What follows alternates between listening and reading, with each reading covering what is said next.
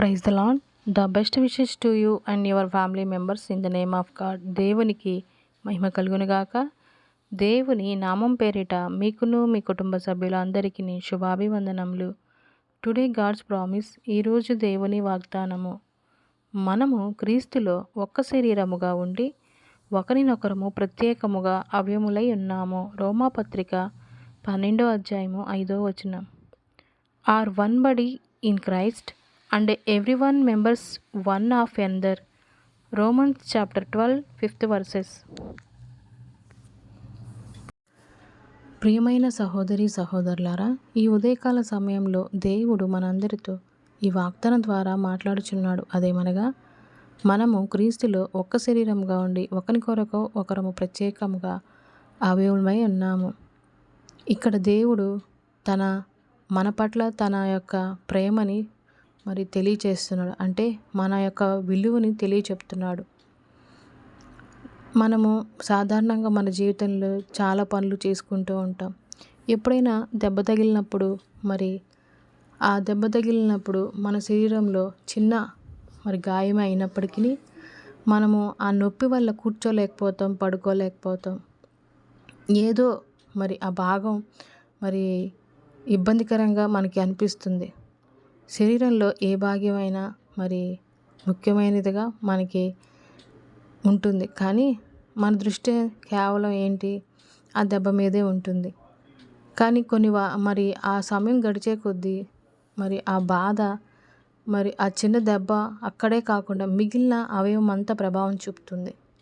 మన పనులు మనం చేసుకోలేకపోతాం, నడవలేకపోవటం, అదే సాకుగా పెట్టుకొని చర్చికి కూడా రాలేకుండా, అలాగనే వెనక సీట్లో ఎక్కడో కూర్చోలేని పరిస్థితుల్లో ఇబ్బంది పడుతూ అలాగా జీవిస్తూ ఉంటాం.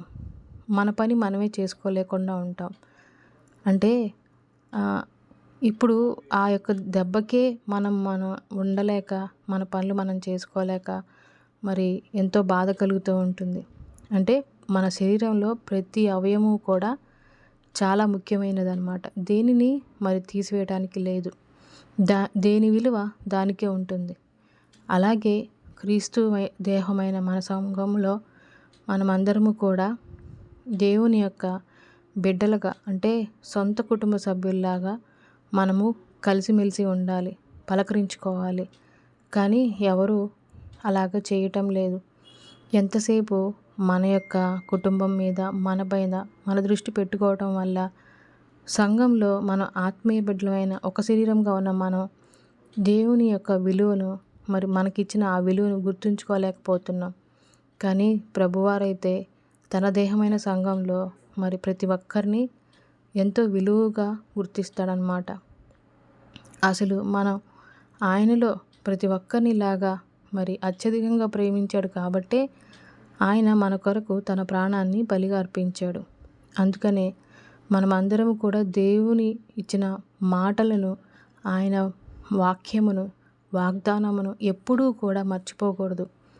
మనము ఆ విధంగా జీవించే వారంగా ఉండాలి. అప్పుడే దేవుడు ఎంతో సంతోషిస్తాడు.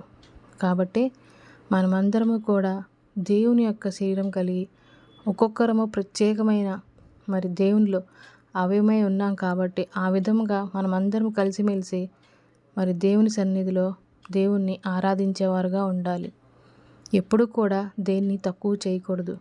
దేని విలువ దానికే ఉంటుంది. కాబట్టి మనము దాని ప్రకారము జ్ఞానం కలిగి నడుచుకోవాలి. ఆ విధమైన జ్ఞానంని దేవుణ్ణి అడుగుదాం, ప్రార్థించుకుందాం. ప్రార్థన. తండ్రివైన దేవా, మేమందరము కూడా తండ్రి ఈ వాగ్దానం వినటానికి మీరు ఇచ్చిన కృపను బట్టి వందనములు.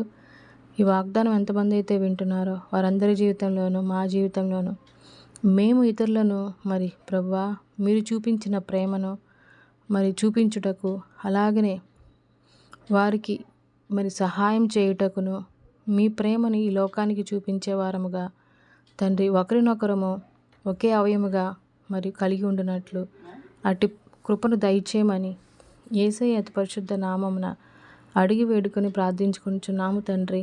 ఆమేన్.